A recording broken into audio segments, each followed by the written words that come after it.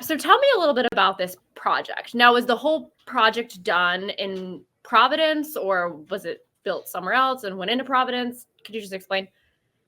Yeah, it was actually a two-stage build out for the ship and the ROVs that are on the ship. It actually started in Louisiana.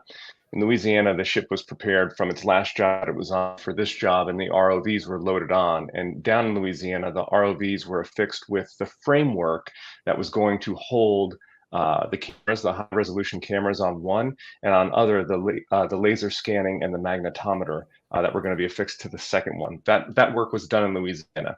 The crew then brought the ship up to Providence, Rhode Island, where the full expedition team loaded all of the supplies onto the ship, including the high resolution cameras and all the other technologies, which were then affixed to the ROVs in Provport.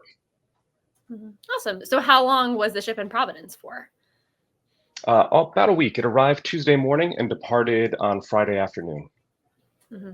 Awesome.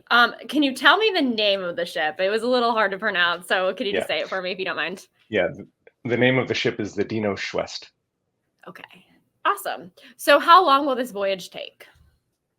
So it'll take them about 4 days to get out to the Titanic site. And the reason for that is the first 2 days go out to sea to do some deep sea testing of the ROVs and the technologies to make sure everything is set. And then it'll be another 2 days to the wreck site itself. Once at the wreck site, we'll spend 20 days there scanning in extremely high resolution the entire debris field and the ship from end to end. Obviously, this is the first time in a while that you guys have gone out there. How exciting is this? It's incredibly exciting. This is our first expedition since 2010, and what's really important about this is we'll be able to compare the data that is collected through the high resolution imaging and the scanning on this project to what we captured in 2010, and that's imperative because we'll be able to see what level of deterioration is happening at the wreck itself. Why is that important to see what's happening at the wreckage site? Well, first off, the ship has been down there for 112 years. It is not going to be there forever. There is a significant amount of deterioration that is happening. There are underwater currents. There are underwater storms. It could be an active fault line, as one of our expedition leads is looking to investigate further on this particular expedition. So there are a number of things that threaten the existence of the wreck site as we all know it, and we know it's not going to be there forever. So this is important because with this expedition, what we're hoping to do is digitally preserve the state of the Titanic as it is now forever. In addition to that, with the high resolution imaging and scanning of the debris field, hopefully we can identify parts of the debris field that have never been seen before and potentially find new artifacts that are available to be preserved and recovered. So these are machines going down there. There's no people. The people are just on the boat, but correct. Both submersibles are ROVs, which is remotely operated vehicles. They both have dedicated teams that will be manning the ROVs all through the night, actually. Each of the 20 days, they work in 12-hour shifts, so they will be working through the night 24/7. So how you said 20 days, how many days do you actually expect to be at the wreckage site? 20 days at the Titanic site itself. The vessel should return sometime around August 13th. And will it go right back to Louisiana, or will it stop? Or once it returns, it'll return to Provport, where the team will unload, and then from there it'll probably return to Louisiana, and the ship will be prepared for its next job. Why Provport? Was there a specific reason?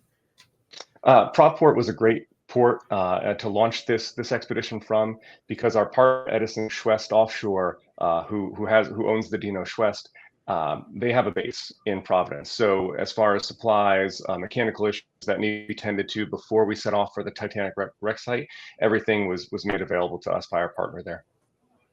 Awesome. I'm just trying to think. So is there anything else that you want to add or you think is important about, going out there or the mission itself? Yeah, sure. I think, this imaging and research expedition for RMS Titanic Inc. is incredibly important, and we have 3 main goals for this expedition: the imaging, discovery, and inspiration. The imaging is the high resolution imaging and the laser scanning that we'll be doing across the entire debris field to not just check on the state of the ship itself, but hopefully identify artifacts that have never been seen before and can be targeted for future recovery before they are lost forever. And then the inspiration part is this is important because all of the artifacts that the company has recovered are available for public viewing. And whether it's in our permanent exhibits in Orlando or Las Vegas or some of the traveling ones, one is coming to Boston in October. It's an opportunity for the public to experience the Titanic in ways that most people can't, right? Most people don't have an opportunity to go to the wreck site, even fewer to view it in its natural state. So by bringing the artifacts to the surface, preserving them and conserving them in meaningful ways, so that the world can share them and enjoy them, and more importantly, learn the stories about the passengers of the ship that would have been lost forever if not for these artifacts. This work is incredibly important. Mm-hmm. And then you mentioned Boston. Sorry, you cut out a little bit there. So some of the artifacts will be on display in Boston at some point in October, you said? Yes. So one of our traveling exhibits will actually be in Boston starting October 27th at the Castle at Park Plaza. It is Titanic, the Artifact exhibit, and there will be a number of artifacts on display for the public to enjoy and engage with. Mm-hmm. Awesome. And then obviously, with the submersible tragedy last year going into this, what are, some of the thoughts of the company? Is it tough going into this? Was one of the director, he passed away in the incident? Yeah, certainly, this expedition, as excited as the team is to collect the imaging, research, and hopefully discover new artifacts, this expedition will obviously be very poignant for many of our expedition team because we're very close to PH Nargeolet, who was one of the victims of last year's tragedy with the OceanGate Titan. And I know that the crew has a very special memorial set for PH. They've actually created a plaque that one of the RVs will take down and leave at the site.